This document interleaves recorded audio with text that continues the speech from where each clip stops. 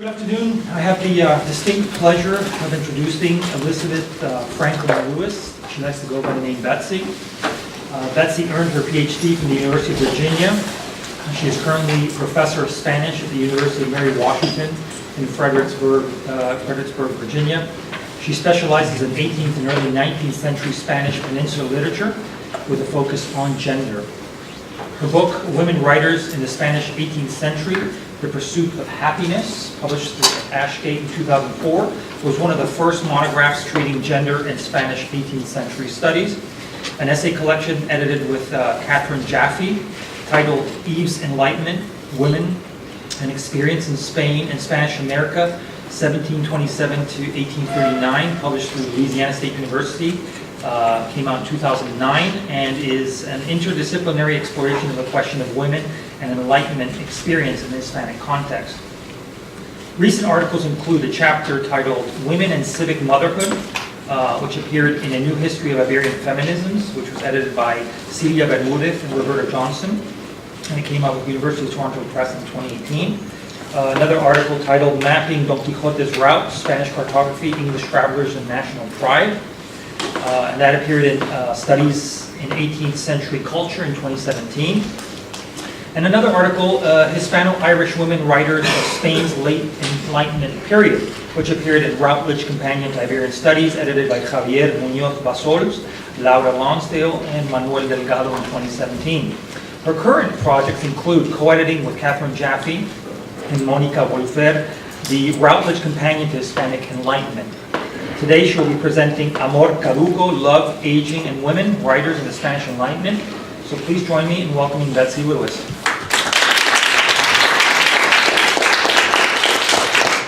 Thank you, Nicolas, and thank you for inviting me here. I'm so excited to be at Penn State. I have an esteemed colleague who's a graduate of Penn State, Antonio Delgado Paus, and she sends everyone greetings. And I just know what a wonderful program that you have here. I'm really honored to be here today. And I'm also really excited to talk to you about this topic. I had a really good time getting this talk together, and I hope you enjoy the next 20 minutes or so. So in Leandro Fernandez de Moratin's 1806 box office hit of Si de las Niñas, or Young Lady's Consent, the aging Don Diego sings the praises of his 16-year-old love interest, Paquita. He says, "She's very pretty, very graceful, very humble. That candor, that innocence, you know, it's not like what you run into around here. And the talent. So beauty, grace, humility, candor, innocence, talent, and youth, those were the ideal qualities that enlightened men, or ilustrados, said they wanted from their women.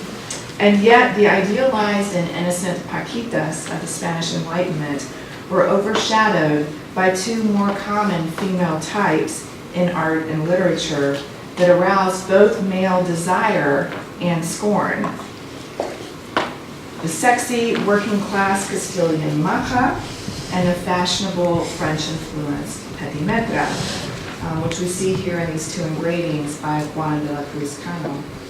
As you can see, it's a little difficult to tell a petimetre from a maja just by her dress or by her undress. It's these more infamous images of majas by Francisco Goya, the maja vestina, and the maja desnuda, so the dressed and the nude maja. In a 1762 comedy, La Petimetre, by the other Nicolas Fernandez de Moratin, who was the father of the aforementioned Leandro, his play, La Petimetre, tells the story of a narcissistic, fashion-obsessed woman, a petimetre named Perona. Towards the end of the play's first act, the central character scandalously allows two suitors in her dressing room. As she observes herself in a mirror, she asks the male onlookers their opinion of her hairstyle, to which one responds affirmingly, "You, beautiful Jerónima, have been transformed into a Venus."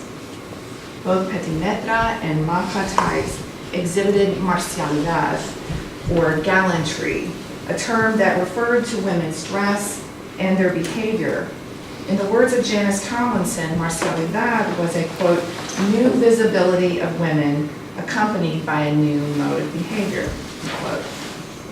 Often petimetras and majas invited male criticism, the former for her obsession with mostly French-influenced fashion, the latter, although a nationalistic foil to the Frenchified petimetra, also scrutinized for her overt sexuality and brash nature. Yet, as these petimetras and majas aged, they suffered far crueler ridicule. In Felix Samaniego's fable, La Hermosa y el Espejo, The Beauty and the Mirror, a woman is infuriated to find that with the passing of the years, her faithful friend, the mirror, no longer praises her beauty, but rather tells her the plain, hard truth that she's losing her former beauty. The poet scolds, "Listen to me. If you look for friends who only talk about how elegant and enchanting you are, but never point out the faults that you can't see in yourself, how will you ever improve?" Narva, the woman in this poem, prefers her delusional sense of self over the truth. And Enlightenment Spanish men like Samaniego were quick to criticize her for it. Recent scholars like Michael Schlig have discussed visual and literary images of 18th century Spanish women and women's beauty, and in particular the use of the mirror as metaphor, which underscored, and I quote from Schlig, inaccuracy, fallibility, and deceit, but in the same context, they also exposed unresolved issues related to relations between the sexes, unquote. Schlig goes on to cite Laura Mulvey's important 1975 essay that established the concept of the male gaze as fundamental not only to film studies, but for any analysis of images, visual or literary, of women's bodies. Alvaro Molina, in his study of the visual representations of gender in 18th century Spain, also examines the presence of mirrors and of male onlookers in the depictions of the aging female body. Quoting from Molina, "In images that appear in dressing rooms, the truth of the mirror is opposed frequently by the adulators who accompany the lady in her beauty routine, especially with the passing of the years," unquote. The exterior male gaze of patriarchy both fetishizes the female form while it censors a woman's own narcissistic gaze into the mirror. Sigmund Freud himself voices the same ambivalence that Enlightenment men held towards female beauty. And quoting from Freud on narcissism, women, especially if they grow up with good looks, develop a certain self-contentment which compensates them for the social restrictions that are imposed upon them in their choice of object. Strictly speaking, it is only themselves that such women love, with an intensity comparable to that of man's love for them.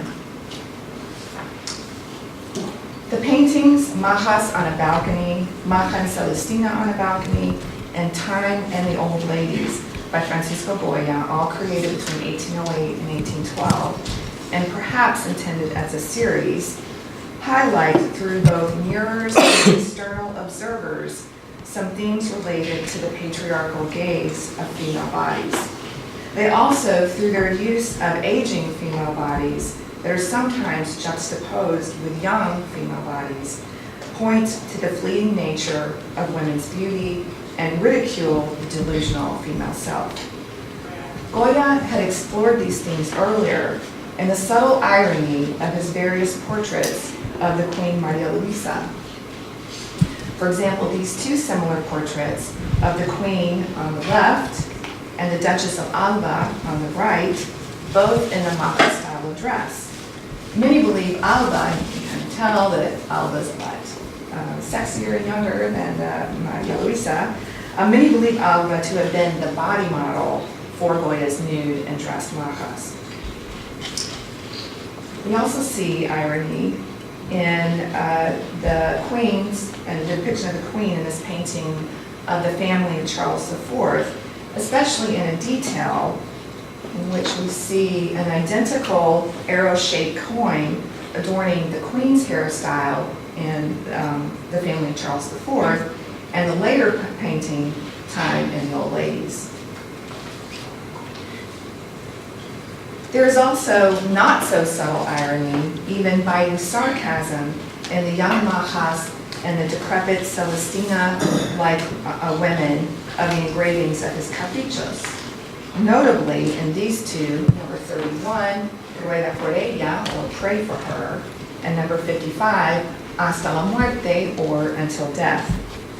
In Ruega por ella, the archetypal old Celestina, and for those of you who don't know who Celestina is, she was a medieval character who was a go-between lovers, and she corrupted young women. So in Ruega por ella, we also see an old Celestina and the danger that she poses to a young lady's virtue. In Hasta la muerte, both mirror and male and female observers reveal the truth of the old woman's delusion. She is merely a caricature of a beautiful young woman, an object of ridicule of those who observe her. Yet the self-indulging, narcissistic gaze contrasts with a harsh scrutiny of the mirror, calling into question her interior sense of self. Does she see what others see in a mirror, or a delusion? Mulvey critiques the typical patriarchal depiction of women, who is, quote, tied to her place as bearer of meaning and not maker of meaning, unquote. Not only is a woman silenced through the male gaze, rendered incapable of being the maker of her own meaning, as she ages, she's rendered irrelevant. Toromoy, speaking of Freud's declaration of the physical rigidity and unchangeability in women after 30, declares that for older women, for Freud, older women are, quote, the living dead, the Nosferatus of the soul, unquote. But the fact is that women have not been silent or silenced, and especially not after age 30. Many Spanish Enlightenment women writers achieved literary success in their 30s and beyond. Playwright Maria Rosa Galvez and poet Margarita Hickey were in their 30s. Essayist Josefa Mari Borbon in her 40s. Poet Maria Gertrudis Orri in her 50s, while Inés Joyas y Blake was in her 60s. These women had quite a lot to say about women's right place in society, their own agency, and even about their own desire. Some older women writers emphasize their roles as motherly advocates for younger women, contradicting male images of the corrupting Celestina-like influence that we just seen in Goya. In 1798, Inés Joyas y Blake, a 67-year-old widow, published an Apología de las Mujeres, addressed to her daughters in an epilogue to her translation of Samuel Johnson's El Príncipe de Abyssinia, it's also known as Racelas. Joyas begins her apologia by criticizing the injustices women suffer. She says, "We are beloved, hated, praised, vilified, celebrated, respected, despised, and censored." She complains that young girls are taught that they are valuable only for their looks. Quote, "A new woman arrives in town and the first thing that is asked is if she's pretty, if she's a petimetra, but never if she's smart or if she has good judgment." Joyas sees an important role for herself as mother and mentor to her own daughters, but also to all women. She says, "I would like to give women one piece of advice from the mountaintops. Listen, ladies," I would tell them, "don't belittle yourselves. Your souls are equal to those of a sex that wants to tyrannize you." Joyas encourages women instead to love each other, amaos unas a otras, to show men that women are lovers of their own sex, quote, "que sois amantes de vuestro sexo," who have little need for men. The aristocratic women of the Junta de Damas de Mérito y Honor, which was a sister organization of the all-male Economic Society of Madrid, extended their motherly advocacy to working class girls through their escuelas patrióticas, or patriotic schools, where girls learn trades in the textile industry. This 1797 portrait of the Countess of Puillas, painted by Agustina Esteve, shows the 63-year-old president of the Junta de Damas congratulating a young pupil who is showing the Countess her prize-winning embroidery. As the Countess gestures to what might appear to be a mirror, let's see if I can point this out to you. Yeah, it's not going to show. You can see she's holding it in her hands. So it appears to be a mirror, but rather it's the shield of the Royal Economic Society with its motto, Socorre enseñando, or help by teaching, thus rejecting narcissism and its focus on female beauty and reflecting instead to the girl a higher ideal in the importance of education and work.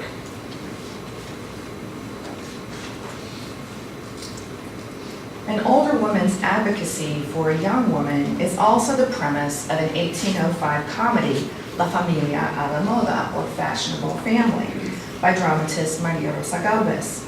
In this play, a grouchy rich widow, Guiomar, arrives in Madrid from the countryside to straighten out her gambling brother and neglectful Petimetra sister-in-law, save her nephew from idleness and vice, and her niece Inés from the fate of a bad marriage or the convent.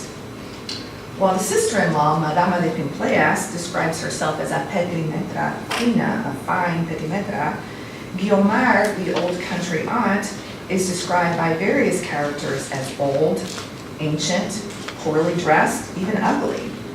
Guiomar herself complains of her aging body, especially of some rather comic digestive issues and flatulence problems caused by the unusual eating habits at her brother's home.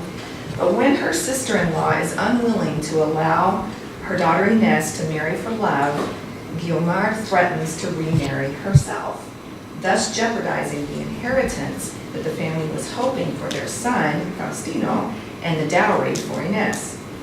While Madama de Pimpleas is incredulous at Guiomar's threat, casarse en su edad, marry at her age, her riches certainly attract one man, the womanizing singing instructor Trapacino, who once called Guiomar una vieja asquerosa, a disgusting old lady, but later wonders if her grumpiness might conceal a tender passion for him.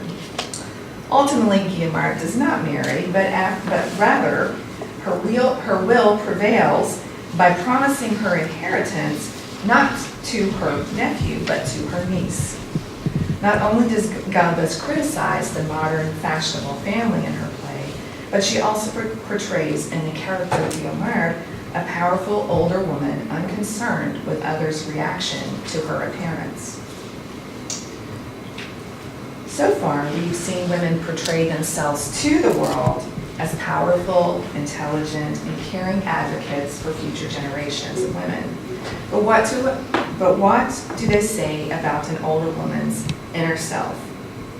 In the remainder of my talk, I'd like to examine a poem, Amor, caduco, or Aged Love, by Maria Gertrudis Gore, who was 54 at the time of the poem's publication in the Diario de Madrid in April of 1796. Amor caduco gives what on the surface seems to be a light-hearted but cautionary tale to old women who still dream of love. In the poem, the love-stricken old Sefisa stumbles and injures herself while daydreaming of a former lover, but she comes back to reality from her delusion after glimpsing her reflection in a stream. And I quote, this is my translation, "With wrinkled face and snow-white hair, you suffer from love?" the poet inquires. The images of the poetic subject's advanced age exist for the reader long before this climactic moment. The poem's first images, her cane, her neck hunched over with age, her trembling vision, and then later to its description of the fateful fall from her weak and aged footing, resulting in her grave injury as she feels her face literally bathed in blood. We, the readers, observe with pity, and perhaps we even laugh at her moment of self-recognition as an ironic twist on the myth of Narcissus, where her own reflection in a stream does not captivate, but rather repulses. Still, the destiny of both Narcissus and Orde's poetic Cepisa is ultimately death, graphically depicted in Cephisa's bloody head injury, but also looming as she walks away slowly into the sunset towards home. Death first appears lines before Cephisa's fall in the memory of her dead lover. The use of the word caduco in the title of the poem evokes not merely old age, but decrepitude and obsolescence. Cephisa's youth, her former beauty, her love life have passed, and outwardly they are barely discernible. The carved words from a long-lost lover, casi borrados, almost erased in the bark of an old tree. But for Cepisa, the memories that these barely visible words evoke are inerasable, and they bring back a pain so strong that she believes she would die from love, not from old age. Muriera de amor moriría. The hypothetical imperfect subjunctive and conditional tenses connect past to present, while they evoke an inner experience that cannot be observed. The climactic moment of self-recognition as she views her bloody reflection in the stream is not that shows that she is not like the decrepit old ladies of Goya's pieces who persist in their delusional self-image. In the poem's sensible conclusion, Cepisa seems to reject her former youthful passions. She leaves the idyllic outdoor scene of her youth, the green meadow, the flowery field, the tall oak, and of course the stream running through it, and she returns to a domestic setting, her cabin, and to her loving familia placentera. It seems that Cepisa has learned her lesson, that she won't persist in her delusion hasta la muerte, until death, as Goya warns. Cepisa is thankful in the end, but of what? She gives thanks to heaven that no one saw her swoon and fall. Que no hubo en el suelo quien viera su acción. The poet interjects her own advice to old women at the close of the poem, turning it into a female fable to counter Samaniego's prior admonitions to aging beauties. Orde's advice is not that old women should not feel love, but rather, curiously, that if they do harbor lingering emotions of love, they should stop walking for a while, que suspendan luego el piso, and avoid public humiliation. Orde both acknowledges the power of the male gaze and the possibility of public ridicule and humiliation, while she also affirms the importance of women's emotions. Simone de Beauvoir described the aging woman's inner emotional life in her monumental Second Sex as frustrated and negative. Quote, she shuts herself up with a secret she carries in her heart that is the mysterious key to her unhappy lot, unquote. Beauvoir is unique among early feminists in her interest in aging, but still, her words reflect how negatively society views an old woman's love. While 18th century male writers, 20th century philosophers, and even, yes, 21st century scholars seem to agree with Freud that a woman past 30 is of little interest, the fact is that for generations, women like Inés Joyes and the members of the Junta de Damas found that they were just coming into their own as they aged. And in literary pieces like Familia a la Moda and Amor Caduco, not only does an old woman avoid becoming a caricaturesque object of ridicule, but she also moves from being a bearer of meaning to being her own maker of meaning. Thank you.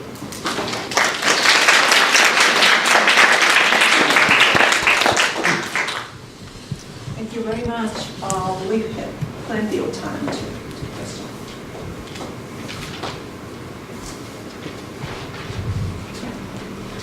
Thank you. It was a wonderful, interesting presentation.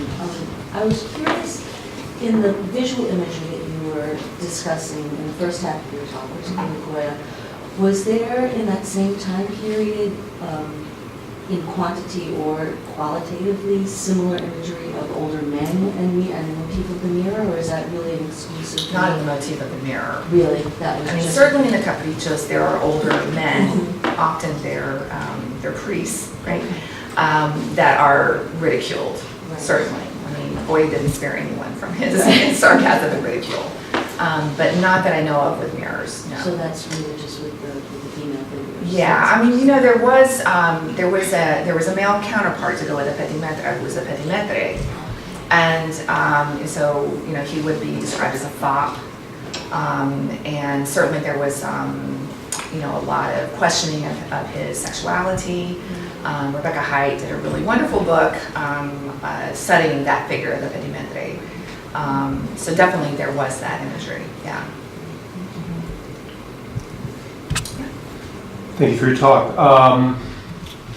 So with Enlightenment in the title of your talk, I'm wondering whether you were saying, or would say, that the caduco here has some reference, some kind of resonance with Enlightenment thinking, particularly in its meaning of obsolescence, because, you know, Enlightenment is all about evaluating, right, and distinguishing, right, what makes sense now for the present circumstance versus, in other words, not just going to go on tradition and keep doing what we have been doing, but rather we're going to examine and decide what is obsolete and what is appropriate.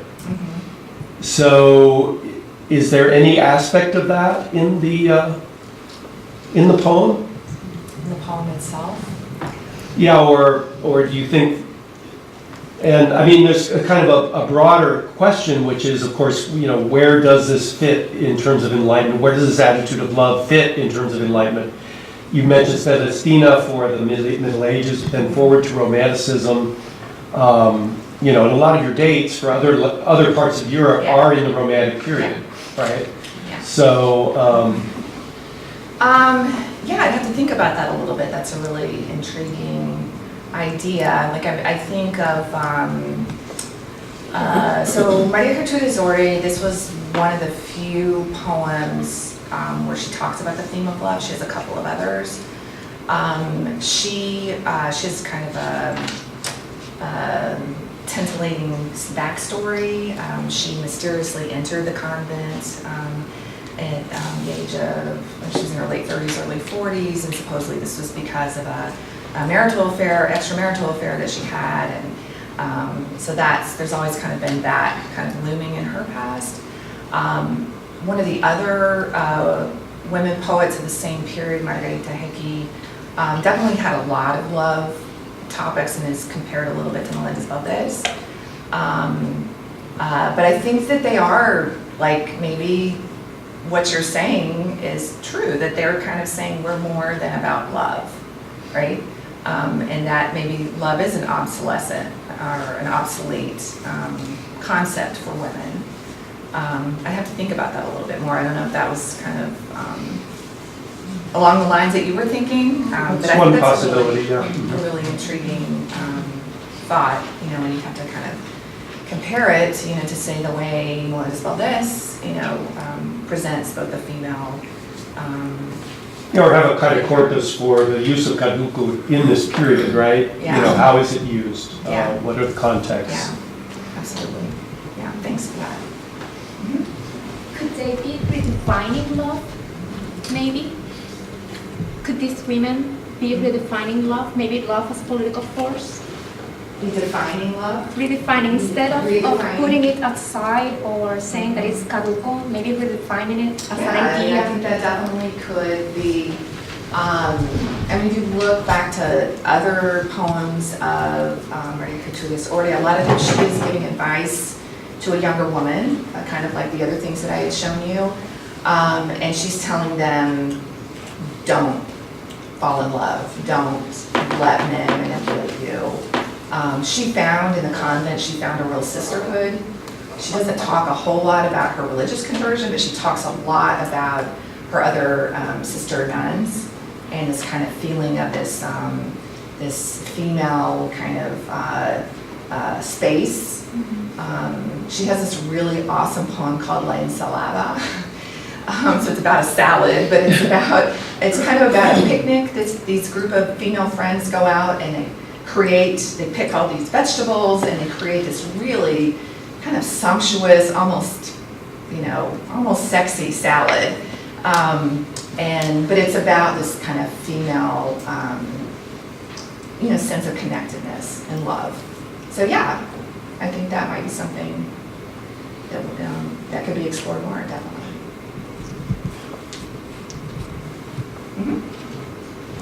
Do you know about the reception, the readership for works of this sort? For example, is Amor caduco written for an audience of older women, or is there no reason to assume that? Well, it was published in the Diario de Madrid, which was one of the more widely distributed periodicals and newspapers at the time. She published most of her work in the Diario de Madrid, and if you can see, they were often featured as the first poem, like they were the front page. So I would think that her readership would be mixed, men and women. Women certainly were subscribers to these newspapers, but also men. And she, she was, she had a nickname called La Hija del Sol, which was, like she was Phoebus's daughter, and kind of, her poetic abilities were celebrated by men and women in her day. But she wrote and published all of her poetry after she entered the convent. You have to assume that she was probably writing before then, but all of her publications came after she took her profession as a nun.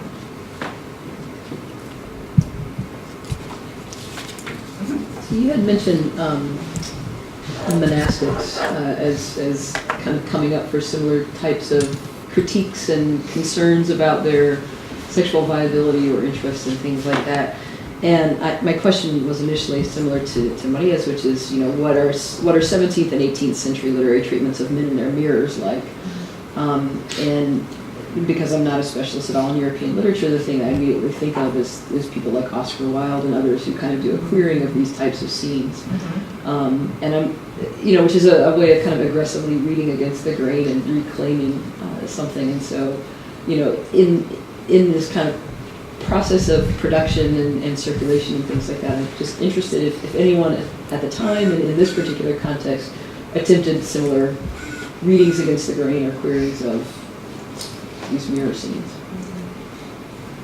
Yeah,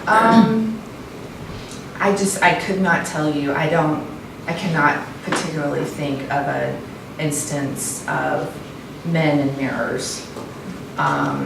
Doesn't mean they don't exist, it just means that I haven't looked for them. I mean, I think definitely there is, I'll refer back to Rebecca Height's book, I'm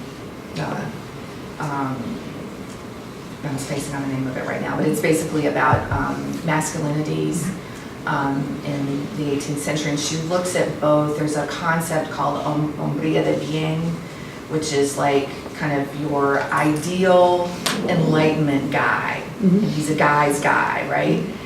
But then there's kind of an anxiety about this. And then she juxtaposes that to this idea of the fop, the male fop, and this type that appeared in a lot of popular theater of the period. And they're definitely they're quite effeminate, and they're very concerned with fashion. Yeah, I mean, that definitely. Just a quick follow-up. So I was interested in the image that you showed a few slides back where you saw other people around the woman looking at her, the old woman looking at herself in the mirror. And it looks to me like the mirror is flattened out so that the reader or the viewer sees what the old woman might see, but it'd be interesting to go back and try to figure out the optics of it and whether the people in the room could see themselves in the mirror too, but we're not allowed to see them. This one? Yeah.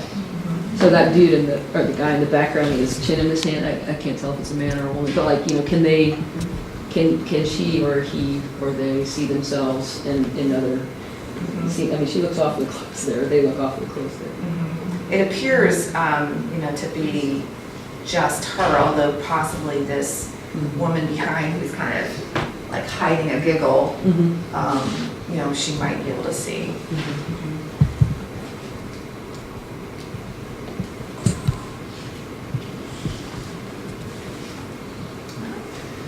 Was there in some of these authors that you were looking at sort of redefining or reclaiming the value of an older woman's life, was there also engagement that was just generally a theme of maternity? Because you know, there's, as you get older, you lose your beauty, but you also lose your capacity to become a mother.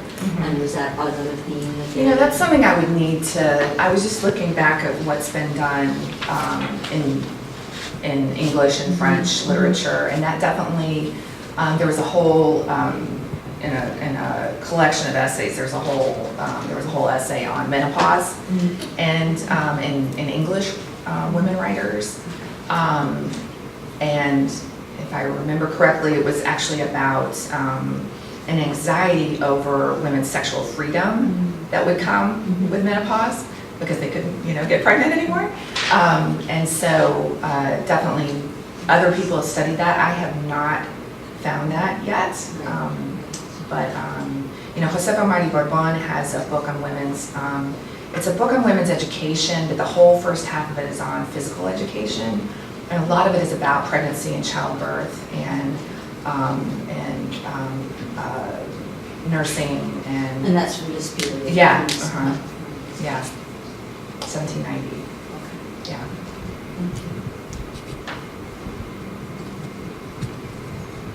Okay, anybody else? Any questions for her?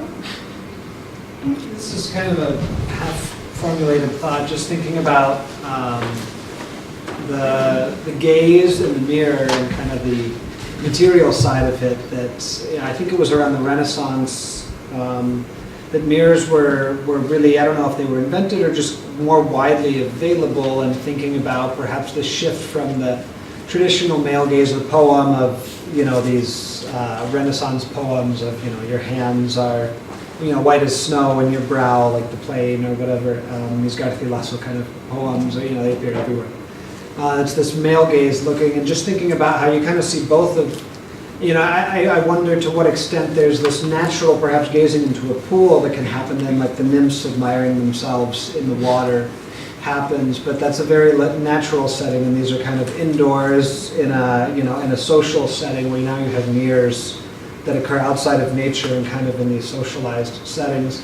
And just kind of thinking about the economy and materiality of that, and just wondering if that's something you've given any thought to, or, you know, how, I'm not even sure how you go about researching, you know, the availability of mirrors during this time period, but just something that kind of occurred to me as part of what's kind of driving these, you know, these thoughts about women's appearance and ability to see themselves.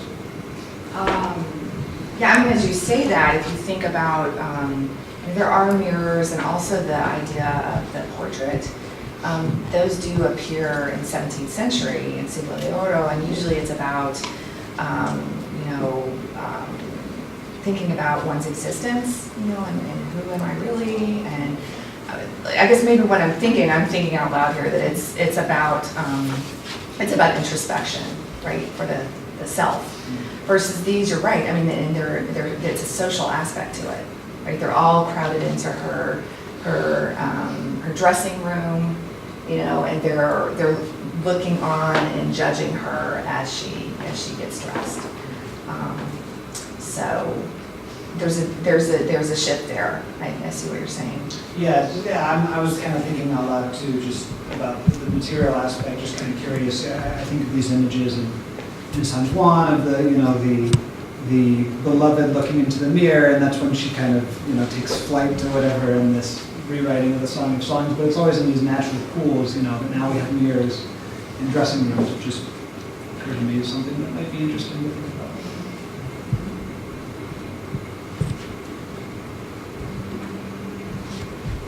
Are there any other questions for her?